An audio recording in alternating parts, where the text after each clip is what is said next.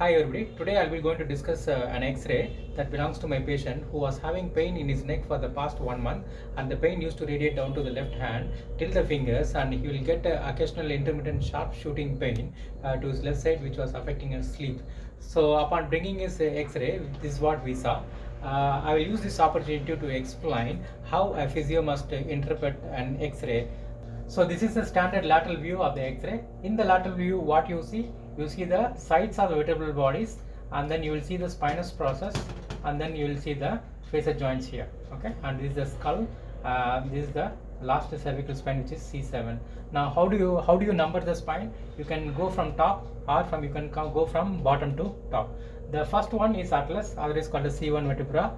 You have the C2 spinous process, which is the first prominent spinous process when you run your finger from top to bottom. So the first prominent spinous process from top to bottom is the C2 spinous process. From there you can calculate the spine C3, C4, C5, C6 and C7. So C7 would be having the longest spinous process.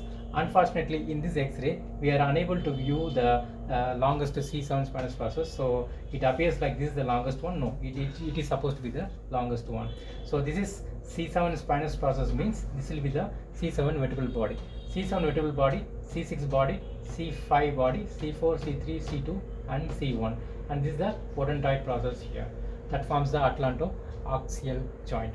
Alright, now what are the pathology you should see here? You need to look for the curve. Generally we see loss of cervical lordosis, nowadays very common now.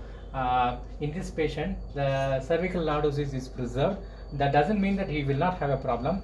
People who are having forwarded posture may still preserve the lordosis and still have the osteoarthritic or the spondylitic changes. Okay. Secondly, we see the space between two vertebral bodies. Now, the C6 and C7 vertebral body has intervertebral space over here. Okay. If you see this space, which is significantly less than the previous space here and here. Ideally, this space should be more larger compared to the previous level, because as the level goes down, the spine has to take more and more weight. So that's the reason why the C7 T1 or the C6 C7 is supposed to have largest intervertebral space. Now, if you see here and here, there is a gradual reduction in the intervertebral space between C7 and T1, between C7 and T1, between C6 and C7. Now this indicates that the disc has got either degenerated or it has got herniated. So he is a 41-year-old man. So he's a computer guy, has been working for too much in forward posture. So obviously, apart from reduction in the disc space, you could also see an arthritic changes here. You could see there's a whitish clouding here, We call that as sclerosis. Whenever the load is more on the spine, it lays more calcium that will make the X-ray bit more opaque. But if you see the same in the front, it's clear here. There is no sclerotic markings, but you could see the sclerotic marking between the posterior bony edges of this bone and this bone, this bone and this bone. So that we call it as a sclerotic changes. That indicates that too much stress is going on over there. Now, apart from that, we see any extra calcifications are happening anywhere in the spine.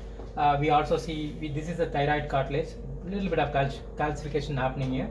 This is the trachea, this is the hyoid bone here, and then we see the posterior vertebral muscles here. The patient is having the pain in the neck for a long period of time, and that correlates with this kind of reduced joint space margins here with a little bit of arthritic changes in the spine. And because there is a reduction in the disc space, we attribute that there is a mild disc bulge happening in C6 C7 level, and that is the one which is probably compressing the nerve, which is causing him the radiating pain. Clinically, we are having the symptoms correlating with the patient, but we need more information because X-ray can say only that much. X-ray will not show how much is the disc bulging, in what direction it is bulging, how much is the nerve compression.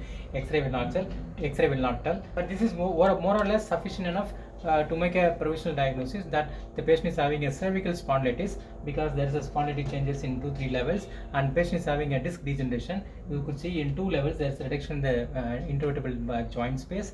So radiologically he is fulfilling the criteria of cervical spondylitis and degenerative disc diseases in the lower cervical spine. I hope this has thrown some light on how to read a cervical X-ray. I'll meet you one more time for a different X-ray review. Okay, thank you.